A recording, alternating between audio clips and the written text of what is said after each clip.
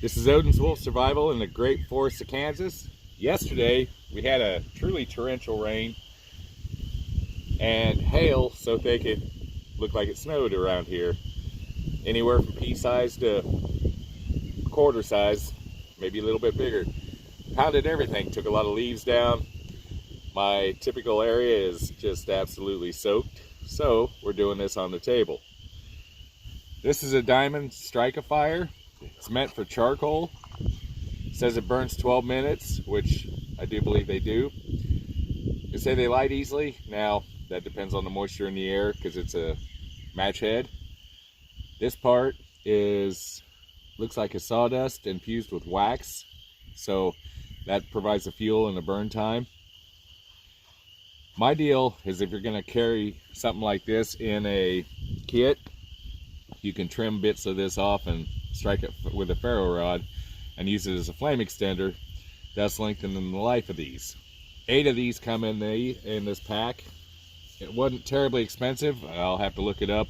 Prices changed, and honestly I don't remember what I paid for it. The strikers on the back, which I don't like because you'd have to cut this out if you take it with you. It would be nice if you could actually, it'd strike off any matchbox though. So let's see what it does. We got a bit of wind.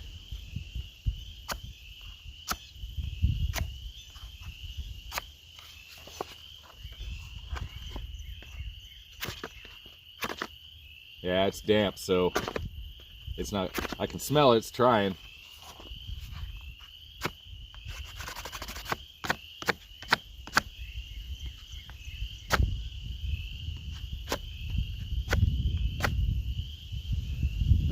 So far I'm not real impressed.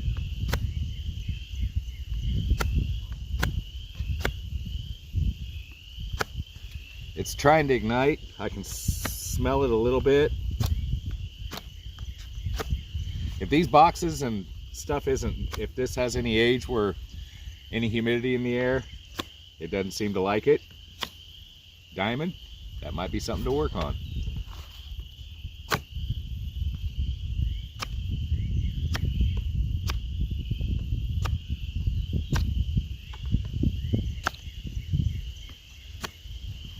Okay, well, there you have that. So we'll try another method. We'll try a ferro rod on it, and we will try, well, we'll just torch it up with a torch.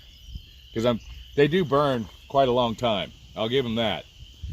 Never did like these type of things. UCO's brand is usually pretty good, but this is kind of a cheaper knockoff, and you sometimes get what you pay for.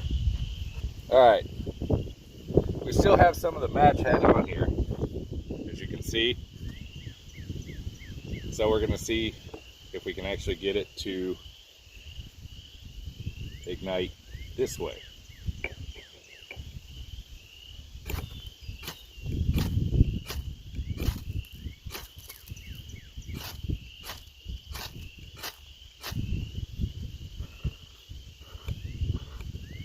Scrape some material off on the rock.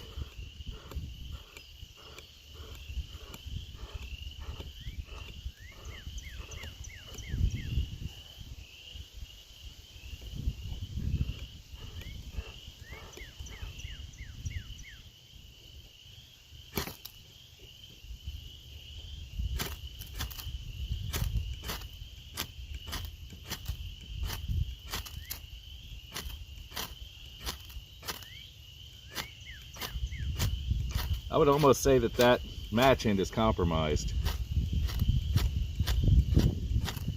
So they don't do well in any form of storage, which should be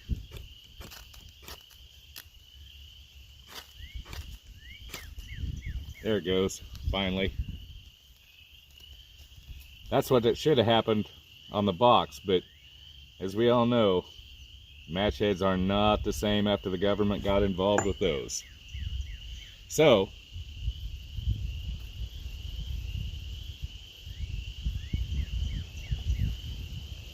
we'll get that burning. We have a little bit of breeze out here today. Oh, there we go, it blew out. That'll be something else that'll have to be concerned about.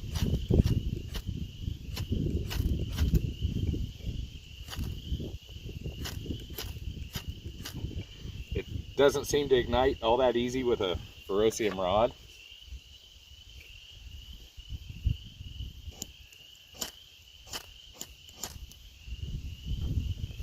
Let's see if we can help that out a little. You can see the fiberness, you can see how the fibers are. That should ignite fairly readily, I would think.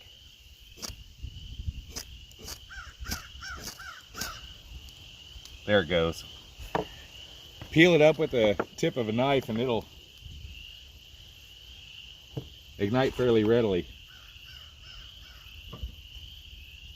I'm going to put a bit of a windshield because it does not like the wind.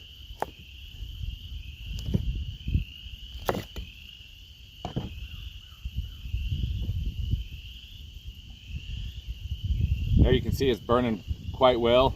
They say 12 minutes. I'm not going to subject everybody to 12 minutes, but you can see the ferrocium rod ignited it. This will ignite it. An open flame will certainly ignite it if a ferrocium rod will ignite it. The match ends get compromised if it's damp at all, anything along that line, and they're somewhat fragile. So if you're going to carry something like this in a kit, fire kit, emergency bag, whatever, make sure you have a ferrocium rod or another means of ignition, because I can almost bet you when you have to have it, Murphy will make sure that this thing does not work. You know, that this isn't an extreme environment and it still didn't want to work. But if you're going to use it to light your barbecue grill, things along that line, awesome product. Keeping you alive when you have to be alive, when everything else is trying to kill you, well, I'd leave it at home and take something a little more reliable. This is Odin's Wolf Survival. Thank you for watching. Please like, subscribe, and share, and have a grand, glorious day.